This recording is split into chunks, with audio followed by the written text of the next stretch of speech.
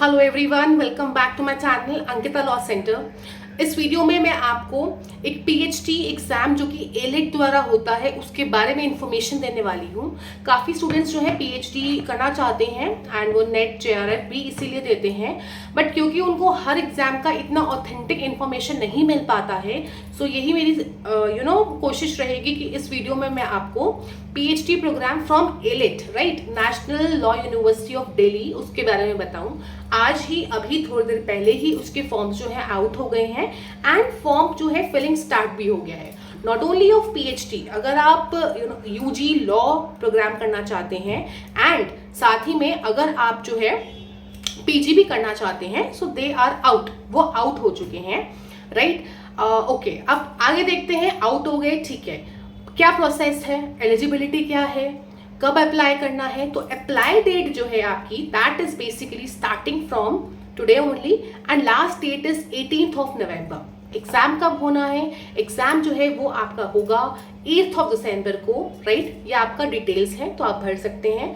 Right now क्योंकि मैं PhD की बात कर रही हूँ तो एलिजिबिलिटी क्या है? एलिजिबिलिटी इज ऑब्वियसली आपने यूजी कोर्स किया होना चाहिए, पीजी कोर्स भी किया होना चाहिए एंड आपका जो स्कोर है दैट हैज टू बी 55% होना चाहिए। अगर आपका पॉइंटर्स होता है तो 7 पॉइंटर्स से अबव, यूजीसी नेट गाइडलाइंस में दिया हुआ है कि above 7 pointers, otherwise it is 55+ aggregate पे। ये नहीं कि पर्टिकुलर सेमेस्टर का, बट पूरा एग्रीगेट में 55+ it has to be of your LLM and of your LLB. ठीक है, ये हो गया। ओके, नाउ आप जब अप्लाई करोगे तो अब तो आपने ये देखा था कि जो यूजीसी नेट है पीएचडी से भी आप इसके थ्रू जा सकते हैं। सो यस, इसकी सीट्स जो है रिजर्व्ड हैं। फर्स्ट पहले मैं आप बात करती हूँ फीस स्ट्रक्चर की एंड आफ्टर दैट सीट्स की बात करेंगे। तो अगर हम फीस की बात करते हैं तो जब आप रजिस्ट्रेशन करते हो, फॉर्म फिल करते हो, तो वो जनरल कैटेगरी के लिए 3,500 का आपका फॉर्म है, ठीक है। उसके बाद वंस यू गेट एंटर्ड तो सबसे पहले आपको 10,000 रुपीज पे करने हैं, जो कि आपका एक रजिस्ट्रेशन, आप कॉलेज में, आप यूनिवर्सिटी में रजिस्टर हो रहे हो, वो आपकी 10,000 आपकी रजिस्ट्रेशन फीस है। देन हर ईयर आपकी 50,000 is the fees. For 1 year 50,000 is the fees. जो आपका फर्स्ट ईयर है, फर्स्ट ईयर में आपको एक कोर्स फीस मांगी जाएगी आपसे, that is again 50,000। So for the first year आप 1 लाख मान सकते हैं एंड देन 10,000 रजिस्ट्रेशन की, तो 1,10,000 for the first year. Then second year आपका 50,000 और जो आपका फाइनल ईयर है तो प्रेजेंटेशंस होती हैं उस टाइम पर, देन ट्यूशन फीस के साथ साथ प्रेजेंटेशन फीस भी जाएगी which is 50,000। So again for the last year 1 lakh is the fees. तो थोड़ा सा एक्सपेंसिव साइड पे है ये। तो this is about your fees. Now next seats की बात करते हैं। तो सीट्स अगर आपको मैं बताऊं यहाँ पे कितनी हैं, कैसे हैं, सो लेट्स सी।